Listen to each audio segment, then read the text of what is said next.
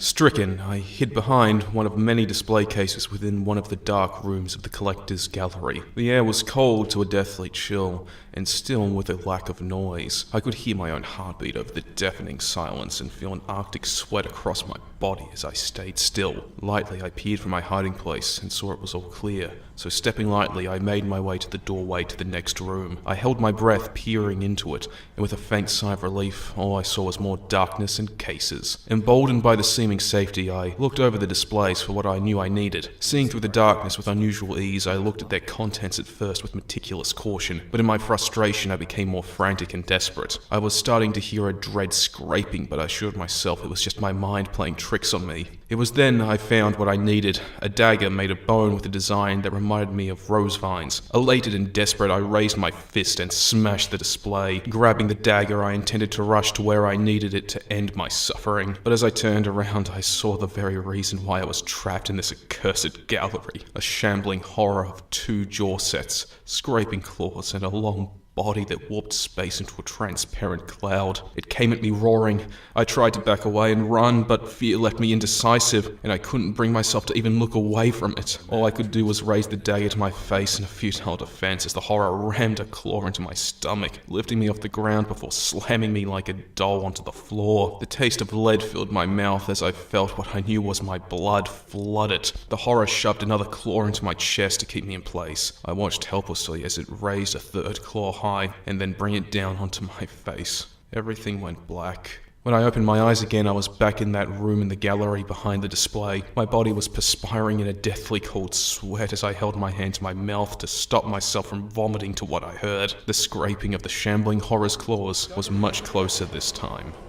And that little story describes my time with the Call of Cthulhu RPG from Cyanide and Focus Home Interactive. A wonderfully Lovecraftian horror experience that gives fans of the genre a unique role-playing experience that also stumbles and falls in some areas like a Japanese porn star in a calamari restaurant. Oh god. Oh fuck. Ah!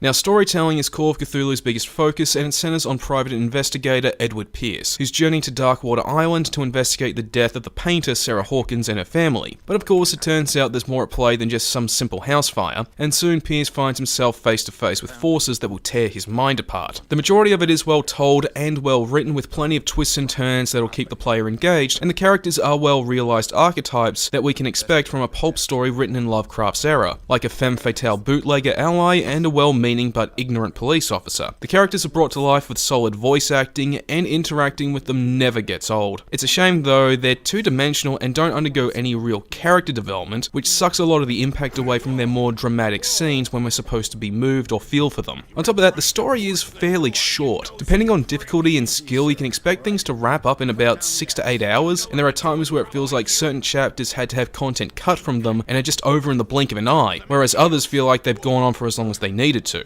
And on top of all that, the name of the setting just sucks. I mean, Darkwater Island, are you friggin' serious? I almost bust a gut when I first read the name in the game's previews. Were the other ominous and foreboding names already taken? What about Death Island, or Silent Waves, or even Reaper's Shore? Was Spooky Island trademarked by Warner Brothers in 1847? I know criticizing the name of a setting is petty and ultimately a nitpick, but it just really bugs me at how lazy the name sounds.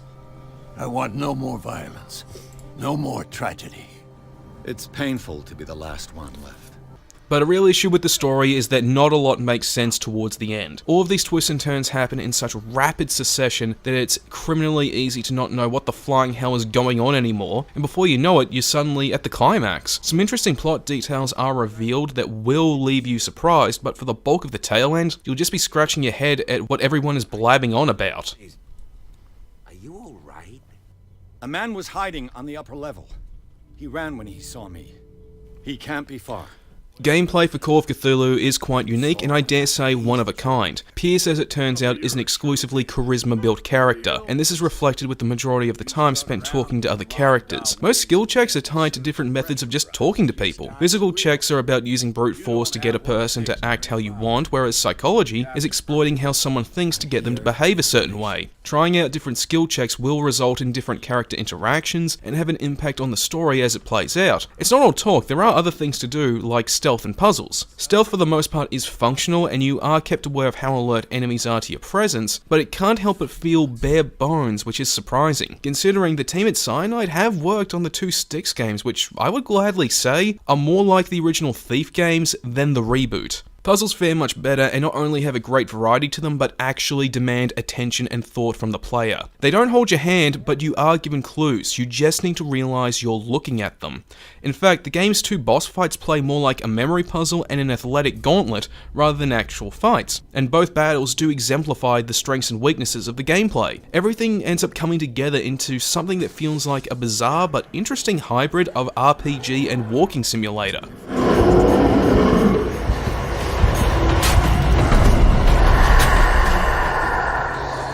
Now, for those who prefer a more action-oriented experience, yes, there is a combat-heavy portion. You're given use of a pistol to lay waste to enemies, and it's supposed to be a last hurrah before the climax starts, but the problem with it is simple. It sucks. You literally get close to an enemy until an icon appears, press a button, and bam, one dead enemy and a complete loss of tension. The entire segment is anemic and feels like a last-minute afterthought, like the devs felt obligated to include some sort of combat just because they were making an RPG when they didn't have to. The closest Styx Shards of Darkness had to actual combat was a parry skill to deflect attacks. And if you screwed them up, then you got your ass carved up like a Christmas turkey, and that game still managed to be fun regardless.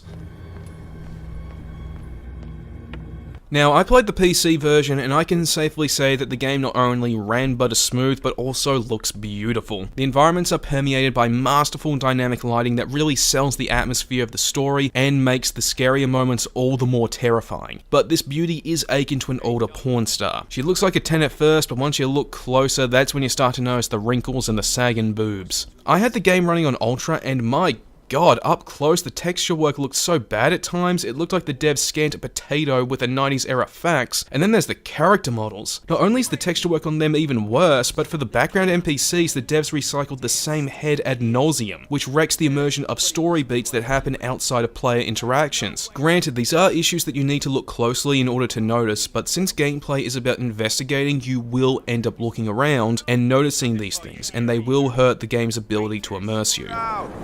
Your chum wanted to stir us up. However, the game does do one thing without fault, and that is the crime scene mechanic. These are sections where Pierce investigates crime scenes, and they play out with the scene being recreated and he pieces together what happened. It reminds me a lot of the hologram investigations from Arkham Origins, what with Pierce's commentary of what went down from looking at evidence, and figures recreating people's actions. But what separates Call of Cthulhu from Origins is that Pierce has an ace up his sleeve. One of Pierce's skills is about finding hidden objects in the environment, and if it's high enough, he can find extra evidence in these segments, which can unlock additional dialogue options and choices in the story. Sure, there's no rewind feature for comedy, but it's just as engaging, piecing together how and why events like the fire at the Hawkins mansion played out. The only real issue I can see with this mechanic is that there's no narrative explanation for what's otherwise a magic power, yet there's an explanation for why other characters can use it when we're given control of them. But when compared to something like the texture work, narrative justification is the least of the game's issues. What the fuck is that? Where did it come from?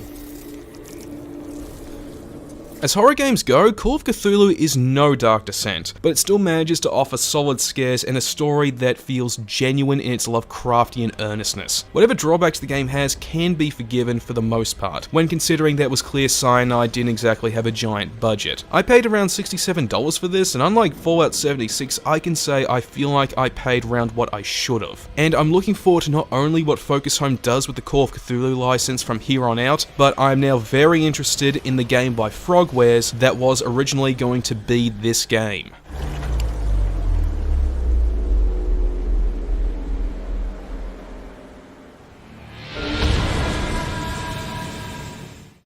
Hey, thanks for watching this video, I appreciate it, and it was fun to put it together. And if you really enjoyed it, then feel free to also subscribe to the channel. Now, for next month's game review, instead of just taking a look at one game, I'm actually going to be doing a showcase taking a look at some free-to-play games. See if there's anything really amazing within that particular style of game. And for movie reviews, I'm going to have my review of Halloween out next, and then after that, we'll just have to wait and see until the year is out. Got all that and more coming up, so like usual, stick around.